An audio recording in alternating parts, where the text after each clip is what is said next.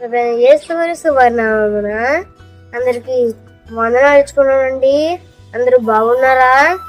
పరిశుద్ధ గ్రంథముల నుండి నేను మీకు ఒక మాట చేశానండి.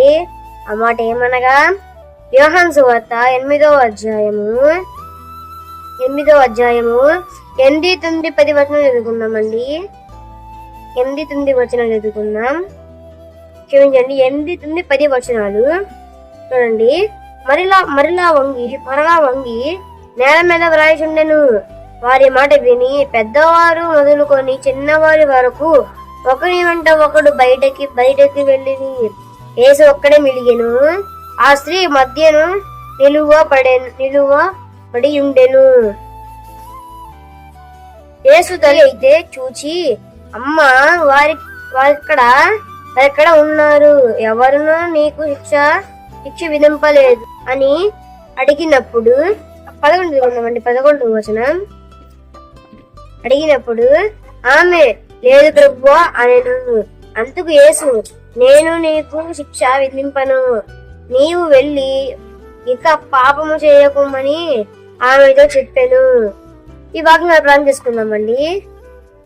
మహోన్నతుడైన మా తండ్రి, ప్రేమలింగ మా రాజా, మీకే వందనములు, స్తుతులు, స్తోత్రములు ఇచ్చుకుందాం ప్రభువా.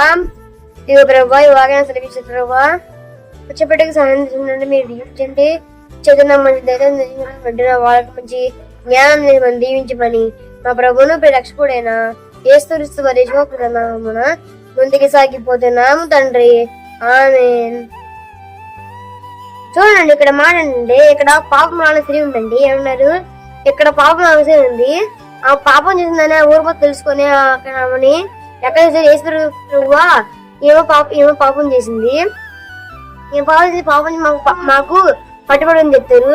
పట్టుబడిపోయినప్పుడు అప్పుడు ఇప్పుడు ఏం చేస్తారంటే, ఒకడు వచ్చి ఏమంటారండి, సహోదరులు వచ్చి ఏమంటాడు, అప్పుడు చిన్నవాళ్ళు మొదలుకొని పెద్దవాళ్ళ వరకు రాళ్ళు తీసుకొని ఆమె కొడతా ఉంటారండి. చిన్న పిల్లడు ఆ పిల్లలు తీసుకుని రాళ్ళతో కొడతా వస్తాడు.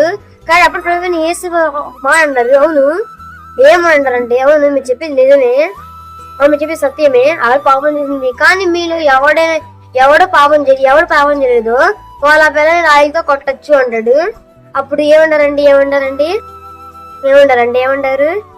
మీరు ఎవరైతే పాపం చేయలేదో వారు వెళ్ళి ఆమెని రాళ్ళతో కొట్టచ్చు అంటాడు.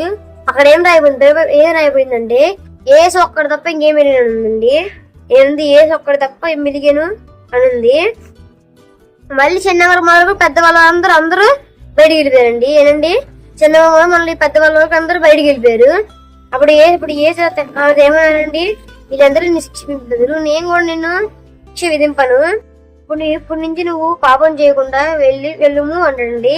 ఇక్కడ మాట అంటే, ఇక్కడ పరిస్థితి గురించి మాట్లాడుకుందామండి. ఏంటంటే, తండ్రికి ప్రవీణ యేసుక్రీస్తు తన తండ్రికి ఉన్న పరిశుద్ధత ఏంటంటే ఐకమత్యం.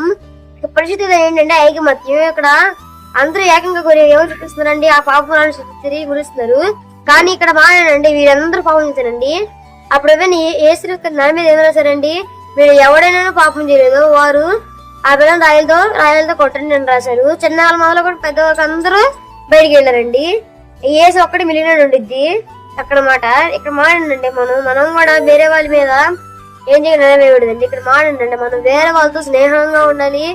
అంటే వేరే వాళ్ళని మనం ఏం చూపించాలండి, స్నేహం చూపించాలి. ప్రేమ యేసుక్రీస్తు మన మీద ప్రేమ చూపిస్తున్నారండి. మనం కూడా వేరే వాళ్ళ మీద ప్రేమ చూపించాలి. కానీ వాళ్ళు మనం అసహించకూడదండి, ద్వేషించకూడదు, మనం దీవించకూడదు వేరే వాళ్ళని. ఇక్కడ వీళ్ళు ఆమెని వీళ్ళు పాపం ఆపిల్ పాపం చేసింది, కానీ ఆమె వీళ్ళు ఏం చేస్తాను ద్వేషిస్తున్నారు. ప్రేమ యేసుక్రీస్తు ఒక్క ఆమెని విధింపన్నారు.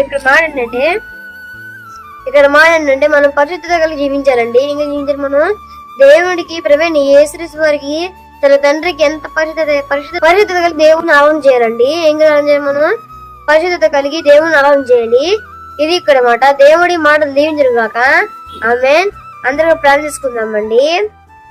మహోన్నతుడైన మా తండ్రి, ప్రేమలింగ మా రాజా, మీకే వందనములు, స్తుతులు, స్తోత్రం పిలుచుకుందాం ప్రభువా. ఇదిగో ప్రభా, ఈ వాక్యం చెప్పిన సహాయం చేసే ప్రభావ మీకే వందన. దాన్ని బట్టి మరి చెప్పటికి సహాయం తెచ్చినందుకు మీకే వందన ప్రభావ. మరి మా చేతులు మంచి ధన్యతను తెచ్చిన తర్వాత వింటున్న వాడు మంచి జ్ఞానం తెచ్చి మనం దీవించమని కాపాడమని మీ వాక్యం తెలిపిస్తున్న ప్రభావ. మీరు మాత్రం ప్రభావ ఎవరు చూపిస్తూనే ఉంటారు ప్రభావ. మీకు ప్రభావ మీ వాక్యం తెలియస్తుంది ప్రభా. పాపల స్త్రీ ప్రభా మీరు క్షమించారు ప్రభా మీ శిక్షకుని విధించారు ప్రభా మేము కూడా మిమ్మల్ని ఆరాధన చేయడానికి సహాయం మీరు దీవించండి ప్రభా. మమ్మల్ని మీరు ఎక్కడ జరిగిన దశలో మీకు ఉందని బట్టి మరి ప్రభా దీవించండి. ఈ వాక్యం మధ్య జీవితాల్లో వాక్య ప్రభా బాగా ఉపపెట్టుకు సహాయం దీవించమని మా ప్రభుత్వం రక్షకుడైన యేసుక్రీస్తు పరిశుద్ధ మనం స్తుతులు చెల్లిస్తున్నాము తండ్రి. ఆమేన్. అందరికీ వందనండి.